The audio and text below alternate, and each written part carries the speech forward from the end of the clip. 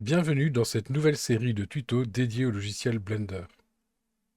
Nous allons apprendre rapidement quelques bases pour démarrer, puis nous commencerons notre premier atelier qui s'étalera sur plusieurs vidéos. Nous allons apprendre à créer une scène 3D d'après une photo. J'ai choisi des photos d'une jolie cuisine sur le site de Cuisinella. Les photos sont dans la description de la vidéo. Une fois Blender installé et lancé, vous pouvez cliquer sur l'image du splash screen pour le faire disparaître. Vous découvrez dès lors une interface composée de plusieurs zones distinctes. Au centre, la vue 3D, composée pour le moment d'un cube, d'une lumière et d'une caméra. À gauche, la zone d'outils, notamment pour déplacer ou mettre à l'échelle nos objets. Sur le haut, un menu textuel composé de plusieurs espaces de travail. Légèrement en dessous, un menu pour gérer les différents modes de travail, modes d'affichage et d'autres fonctions que nous découvrirons. À droite, le scène collection. Il regroupe toutes nos collections d'objets présents dans notre scène. Les collections sont en quelque sorte des groupes d'objets. En dessous, un menu iconographique vertical que nous découvrirons pas à pas. La zone à sa droite est la zone de déploiement de ce menu. Revenons sur notre vue 3D. Si j'appuie sur le bouton central de la souris, le bouton de la roulette, je peux tourner autour de ma scène. Si j'utilise la roulette normalement, je zoome. Si j'appuie sur la touche Shift du clavier, plus le bouton central de la souris, je fais un panoramique. Avec ces trois actions, je peux déjà facilement me situer dans ma scène 3D. Je peux sélectionner mes objets en tirant une sélection ou en cliquant dessus pour les sélectionner. Ou encore en sélectionnant l'objet directement dans la collection.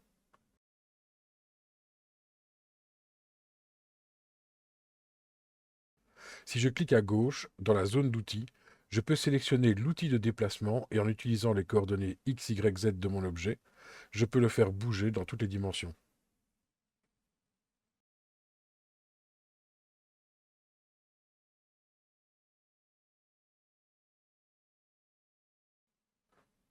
En appuyant sur la touche N du clavier, j'ai accès de manière précise à la localisation de mon objet, ainsi que sa rotation, son échelle et ses dimensions de base. Je peux facilement éditer chaque partie pour remettre la localisation de l'objet à zéro. Mais je peux tirer une sélection pour éditer toutes les parties en même temps. Ici, dans cet exemple, mon cube mesure 1 mètre de côté, et le point d'origine de l'objet étant son centre, je dois augmenter l'axe Z de l'objet à la moitié de sa hauteur. Ainsi, mon cube sera correctement positionné sur le sol. Mon objet faisant 2 mètres à la base, quand je l'ai réduit de moitié en changeant ses dimensions, l'échelle s'est également réduite et s'est mise à 0,5. Afin de remettre l'échelle à 1, vous pouvez appuyer sur la touche CTRL plus la touche A du clavier, afin d'appliquer une remise à 0 de l'échelle. Pour le moment, je ne vais pas le faire pour chaque objet, mais gardez ça dans un coin de votre mémoire, car vous verrez que pour appliquer une texture sur un objet, il serait important que son échelle ne soit pas déformée. Je viens de penser que votre unité de mesure n'est peut-être pas le mètre. Pour corriger cela, vous pouvez aller dans le menu vertical situé à la droite de votre interface et sélectionner l'icône de scène. Dans la partie Units, vous pourrez choisir votre système métrique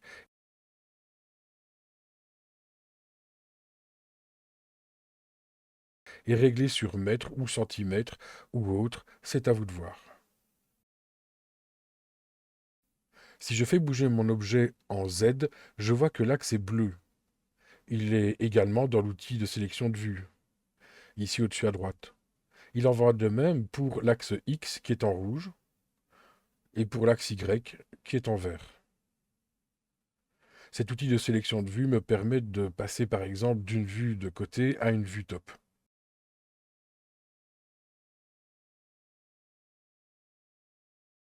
C'est pas la seule manière de faire, mais c'est une qui peut être assez pratique.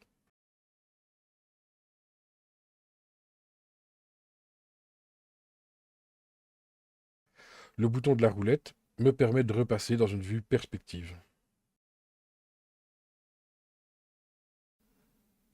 À gauche, dans les outils, je peux aussi sélectionner l'outil de rotation. Comme pour l'outil de déplacement, je peux utiliser directement les axes sur l'objet ou la rotation paramétrique dans le menu N.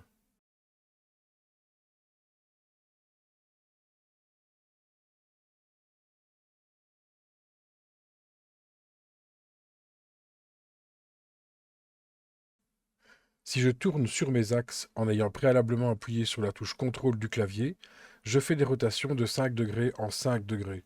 C'est souvent très utile.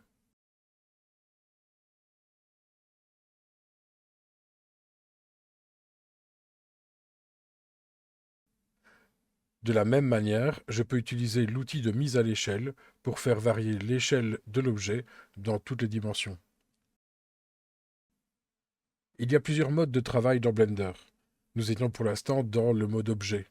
Ce mode permet de facilement déplacer, copier, arranger vos objets sur la scène.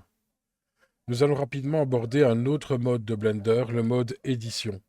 Pour passer du mode objet au mode édition, nous utiliserons la touche Tab, donc tabulation du clavier. Dans le mode édition, vous pouvez sélectionner les points, les arêtes ou les faces. Les trois icônes pour passer de l'un à l'autre sont positionnées sur le haut à gauche à côté du sélecteur de mode. Si je sélectionne un point, je vais pouvoir facilement le déplacer et modifier mon objet.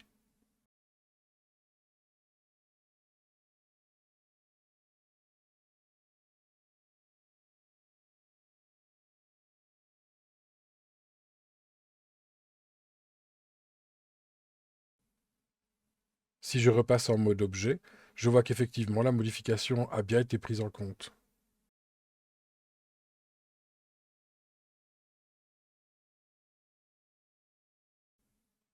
Les raccourcis pour passer de point à arête ou face sont les touches 1, 2 et 3 du clavier, mais attention, pas du clavier numérique, mais bien du clavier, donc les touches qui sont au-dessus à gauche de vos lettres.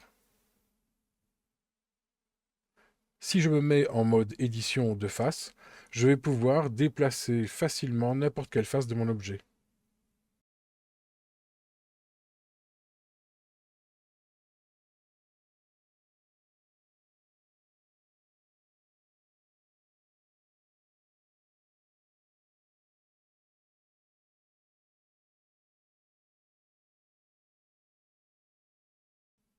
En Edit Mode, on peut voir que ma barre d'outils située à gauche de mon interface a changé.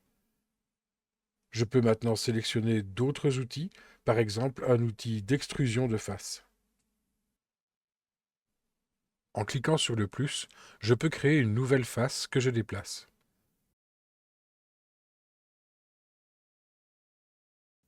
À chaque clic, je peux extruder une face.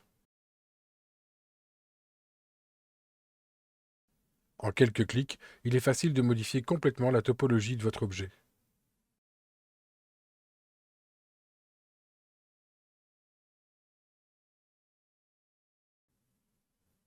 Je vais maintenant effacer tous les objets. Nous avons assez de base pour commencer l'atelier cuisine. Pour ajouter un nouvel objet, veillez à bien être en mode objet. Vous pouvez cliquer sur Add et choisir par exemple un mesh à ajouter. Par habitude et par souci d'efficacité, je vais privilégier les raccourcis clavier. Dans notre cas, Shift plus A permet d'ajouter de nouveaux objets. Nous allons ajouter un cube et nous allons le modifier pour qu'il ait les dimensions de notre premier mur. 20 cm d'épaisseur, 3 mètres de long et 2,40 m de haut. Il va falloir aller vérifier si ces mesures correspondent bien au premier mur que nous allons dessiner. Le point d'origine étant situé au milieu de l'objet, je vais remonter le mur de la moitié de sa hauteur. Plus tard, nous verrons comment modifier le point d'origine. Voici le mur que nous allons faire. Si on observe la photo, je peux estimer la longueur du mur par rapport au meuble de cuisine. Un meuble de cuisine standard fait 60 cm de profondeur sur 60 cm de largeur. Ici, notre premier meuble est estimé à plus ou moins le double, donc environ 120 cm. Puis nous avons une section à la verticale d'environ 15 cm, suivie d'un meuble de 60, la cuisinière, suivi d'un meuble de 25, puis encore la profondeur de 60 cm. Si je compte que le mur était un peu plus grand que le meuble de cuisine, environ 30 cm, j'estime la longueur approximative du mur à plus ou moins 3,10 m. Pour la hauteur du mur, je vais l'estimer par rapport à la hauteur de la porte, et je vais ajouter quelques dizaines de centimètres pour fixer sa hauteur. Je vais l'estimer à plus ou moins 2,60 m.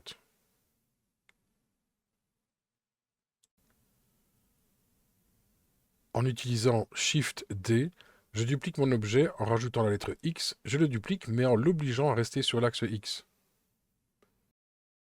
Je vais faire une rotation et je vais venir le placer pour former un des coins de ma pièce.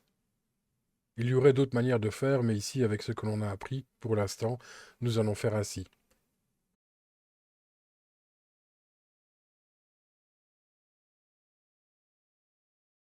J'estime le mur du fond à environ 5,35 m.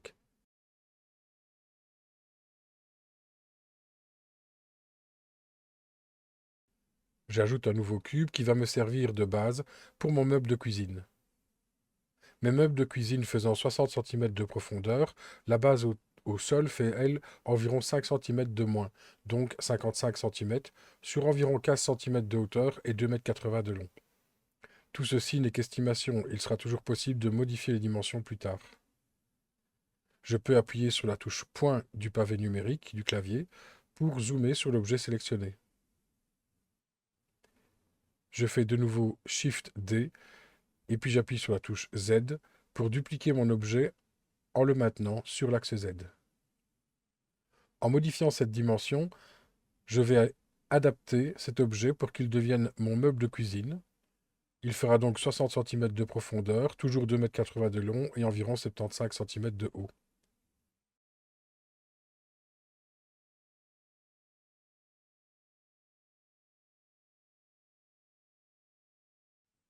J'ajoute maintenant un plane qui va me servir pour simuler le sol de ma pièce.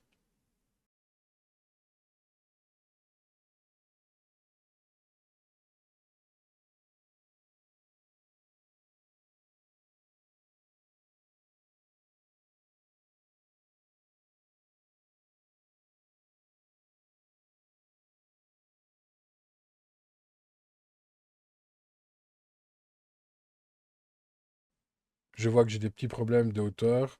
Le plane est au bon endroit, mais pas le reste. Je vais faire Select Inverse et je vais remonter tout le reste.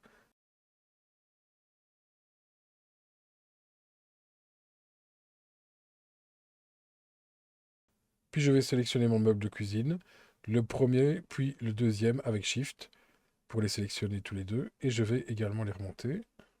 Et je vais ajuster les dimensions de mon plane.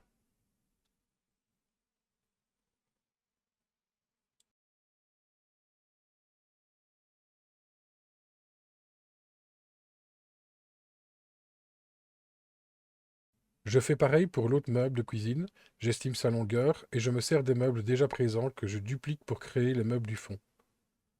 Je change par moment le mode d'affichage pour passer en fil de fer. Cette option se trouve au-dessus à droite de votre vue 3D.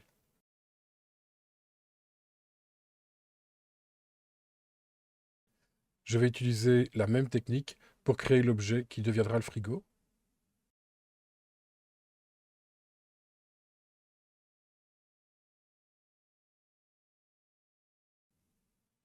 Et je vais maintenant dupliquer le meuble de cuisine pour créer le plan de travail.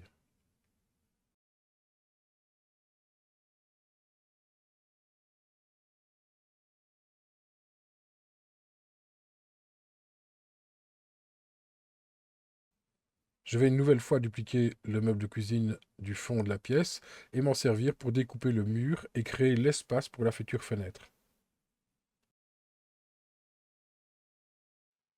Je m'assure de placer l'objet à la bonne place et qu'il transperce le mur de part en part.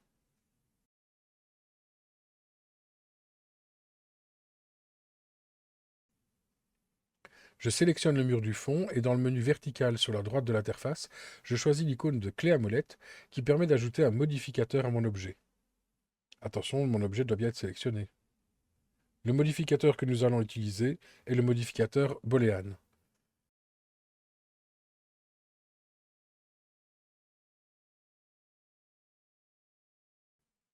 Avec la pipette, je vais sélectionner mon objet qui transperce de part en part le mur. Le mur est maintenant creusé. On ne le voit pas encore, il va falloir cacher l'objet qui nous a servi à creuser. Dans notre collection, nous allons sélectionner le cube qui nous a servi pour creuser et le cacher dans la vue de travail et pourquoi pas aussi déjà le cacher dans les futurs rendus. Je vais faire de nouveau dupliquer un de mes meubles de cuisine pour créer les différents éléments en hauteur.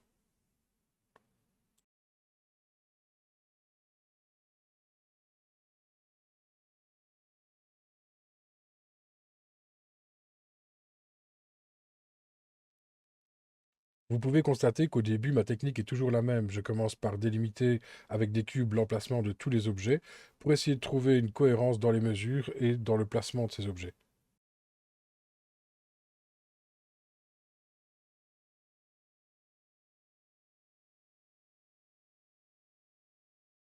Le moment venu, tous ces objets seront affinés, mais cela est un peu comme dans la construction d'une maison.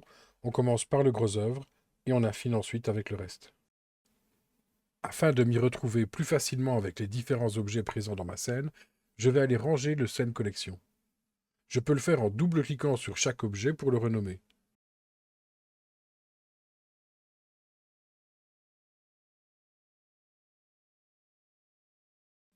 Je peux aussi créer des nouvelles collections et déplacer certains objets dedans.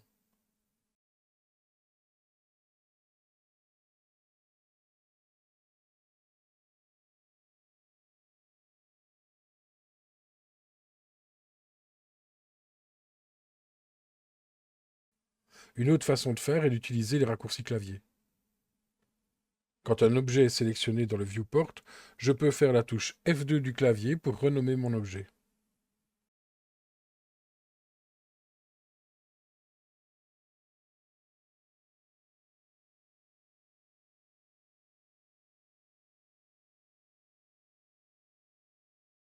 Avec la touche M du clavier, je peux faire un Move to Collection et aussi créer une nouvelle collection.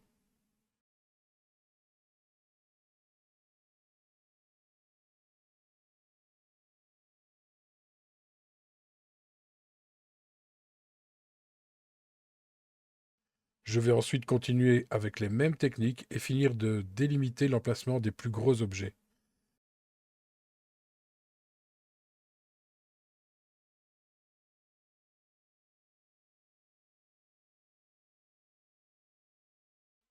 Je m'attaque ici à la réalisation de l'entrée, formée de lattes de bois. Je vais utiliser deux cubes que je modifie pour créer une arche de bois, mais je ne vais pas toutes les créer de cette façon. Les arches de bois étant dupliquées à l'identique en termes d'espacement, je vais pouvoir utiliser un modificateur pour paramétrer les répétitions de manière précise. Nous utiliserons le modificateur Array, tableau en français. Je vais régler le nombre de duplications sur 9 et je vais utiliser un facteur Y pour indiquer le bon sens et la bonne distance de propagation de mes objets.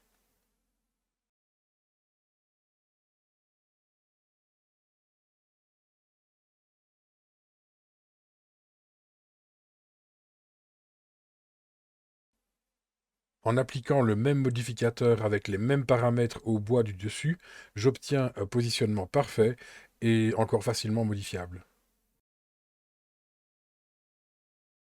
Dans la prochaine vidéo, nous allons affiner nos objets et en créer avec de nouvelles techniques de modélisation. Nous passerons ensuite aux matériaux et aux lumières. Si vous avez aimé cette vidéo, n'oubliez pas de liker et de vous abonner. Belle journée à vous!